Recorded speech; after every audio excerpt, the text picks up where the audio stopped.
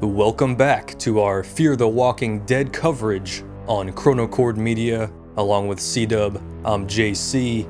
Episode 5 just ended, and we are here to bring you our review and reaction. Let us know what you thought of Episode 5, and of course make sure to subscribe to Chronochord Media to keep up to date with all of our Walking Dead related content. C-Dub, what did you think of Cobalt?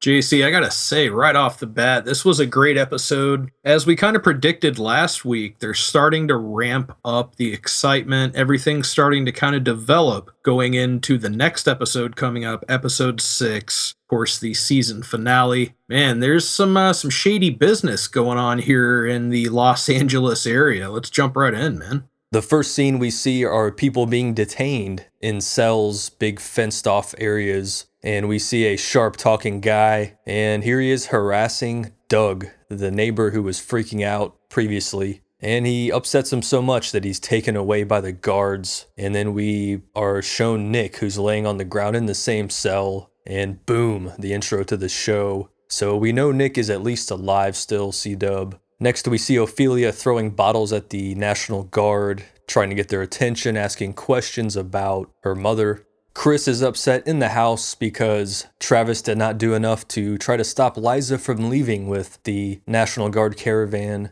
And Travis promises to go get Griselda and Nick and bring them back to the house. And Liza, in full nursing mode, taking care of patients in a makeshift hospital. Looks like it's in a high school or a college. And she finds out that they had to amputate Griselda's leg, so that is not good for her. Yeah, man, Liza coming upon the information that Griselda had her foot amputated. Ah, geez, that was pretty rough. This Dr. Exner, minute by minute as this series goes along, you can just smell the snake on her. This lady is, I don't know, I don't trust her. You know, I had that same inclination at first, but as the episode goes on, as we will see, I start to think that she will be a helpful character because she is a doctor, and she certainly knows what is going on in the outside world. So maybe if she survives, she'll be a vital asset to the group. So now Madison finds Susan, the neighbor, her suicide note, and she goes looking for Alicia in Susan's house and makes her way down into the basement where she discovers that they have apprehended Adams, the National Guardsman, who is kind of fascinated with Ophelia. And it looks like Daniel has some ulterior motives with Adams. Perhaps he's trying to get some information from him.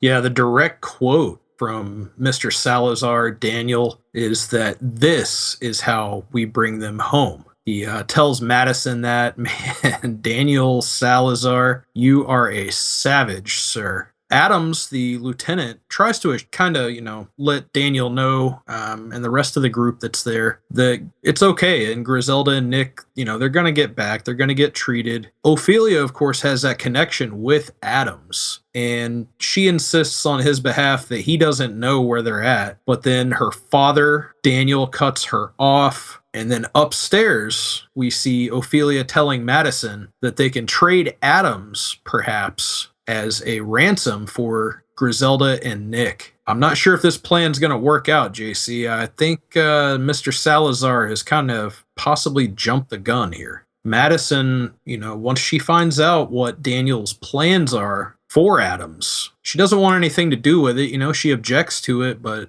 Mr. Salazar basically says, so do you not want it to happen, or do you not want to know about it happening? Travis heads off to speak with Moyers, who commands the National Guard, and troop morale looks very low, C-Dub. He thinks that keeping the soldiers active by killing zombies is going to keep them alert and focused, but really it looks like these soldiers are just worn out. Castro even says that his unit has not slept in over 2 days. Moyers agrees to take Travis to get Griselda and Nick. As Daniel is about to start torturing Adams, things are not going to be pretty for him. Travis is on the road with Moyers' group, and they stop to take some gallery shooting lessons here at a zombie who is in a restaurant, posts up a giant sniper rifle on the hood of the Humvee, and he wants Travis to do the deed. At first, it looks like he's going to man up and do it, but he cannot pull through in the moment of truth. This is not good for Travis in the future if he has to survive by using a gun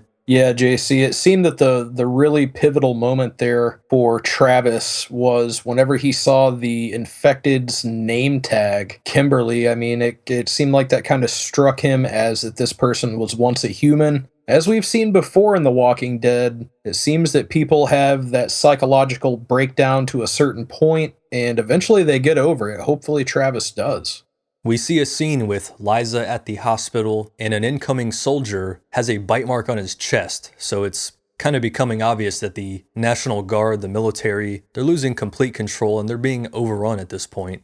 Yeah, they're pretty much going in there and just euthanizing everybody who comes in that's been bit and infected. And she basically explains it to Liza that there's no way that they can risk letting people who could be infected live, or they're going to start finding out how the neighbors taste. The Humvee Travis is in with Moyers, they're getting a lot of radio noise, and frankly, it sounds like some other units are being completely destroyed by the zombies. Sounds like a big distress call on their end. So Moyers decides to divert their route and check out what's going on, try to help their fellow men. So they get there and they tell Travis to stay in the truck, and immediately they run in the building and gunshots erupt and madness ensues. He can hear more radio chatter and things are just getting uglier and uglier. Speaking of ugly, JC, the next scene we see is Daniel Salazar wiping blood off of his blade after flaying Adams's arm wide open. Adams begging the guy, "Oh, please, please." Mr. Salazar, however, had heard Cobalt mentioned multiple times over the radio transmissions, the same ones that Travis was hearing on the other side during all the commotion, and Daniel demands Adams to know what Cobalt means. Seems that he's resisting at first, but Daniel informs Adams that this is only going to get worse if he doesn't give up the information. Very brutal techniques by Daniel, but in this situation, he had to do this to get the necessary information to try to rescue his wife. I have to say, I mean, I think it's pretty unanimous that Daniel Salazar is the one guy in this series, of course, because of his past in El Salvador, working as a government interrogator for the military. Salazar is the one person who seems like that he was kind of prepared for this from the beginning. And in many ways, I have to say, I see a little bit of a parallel between he and Daryl Dixon, as well as Merle from the main series. All three of those characters have a similar trait to where these guys were pretty bad dudes before everything went to hell. And now it seems like they're really the most well-equipped to survive. Finally, we see Alicia in episode 5. She's cruising the neighborhood on a bike and comes up to Chris, who's chilling on top of a car. And it seems Alicia's trying to be friendly with Chris. They end up going to a vacant house and going through belongings. And there's even an awkward moment with Alicia looking in the mirror and Chris on the stairs.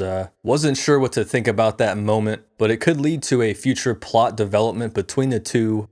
So the guards come to take Nick out of the containment area, and the smooth talker who goes by the name of Strand, he seems to be bribing the guards to keep Nick in the cell for some reason.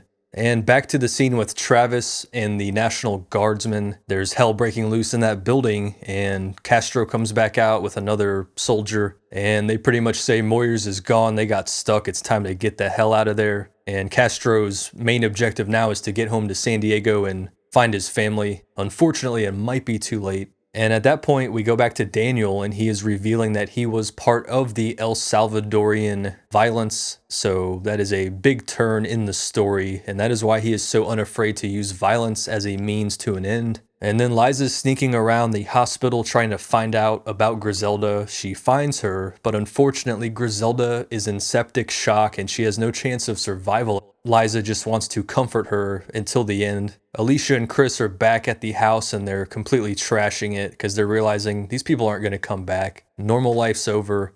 No more Facebook, no more Twitter, no more school, no more boyfriends. I don't think Chris may have had a girlfriend before, but nevertheless, breaking all the stuff in the house, that looked like a lot of fun.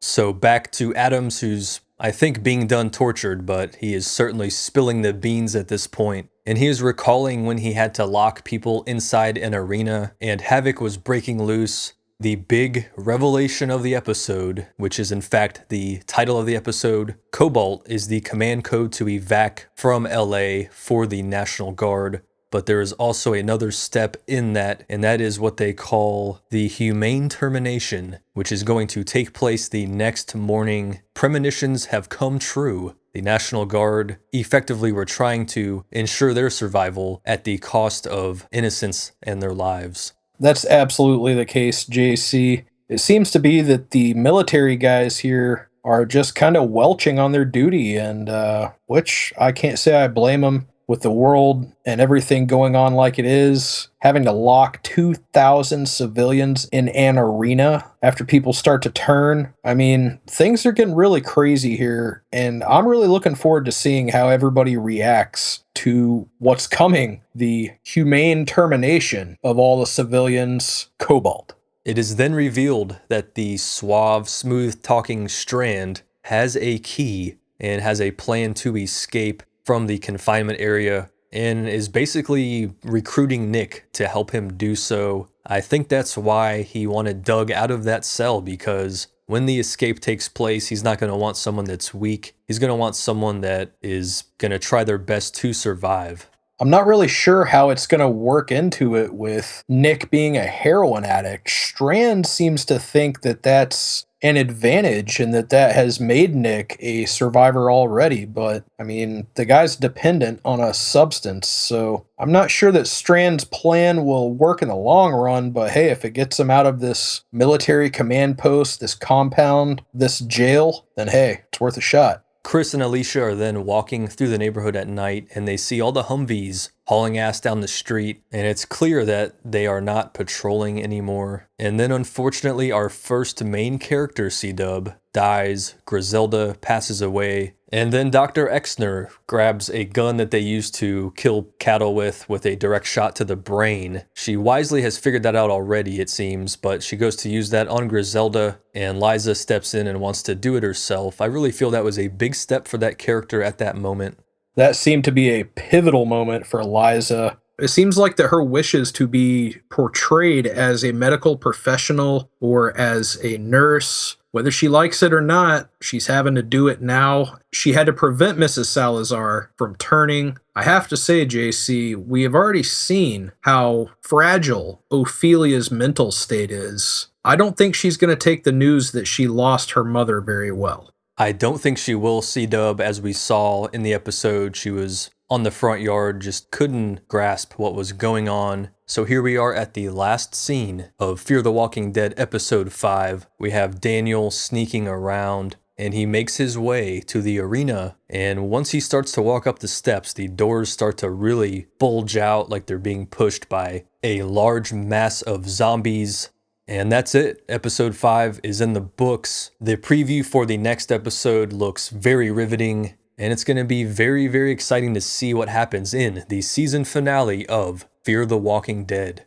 I'm thinking, JC, in the season finale, it's all going to be about the entire group getting back together, or what's left of it. I'm not sure if Daniel Salazar would necessarily even care about bringing Adams with them and evacuating, but perhaps going to the arena and confirming that he was telling the truth, at least. That may be something beneficial for Adams going forward. Perhaps now that his comrades in the military have already left him, doesn't appear that they're going to be coming back. He's going to have to depend on the guy who was just slicing his arm open to keep him alive. That's it for episode 5 of Fear the Walking Dead and our recap for Cobalt. Make sure to subscribe if you have not already, folks. Stay tuned for our coverage of the season finale of Fear the Walking Dead, as well as our coverage of The Walking Dead Season 6. For my co-host, JC, I'm C-Dub.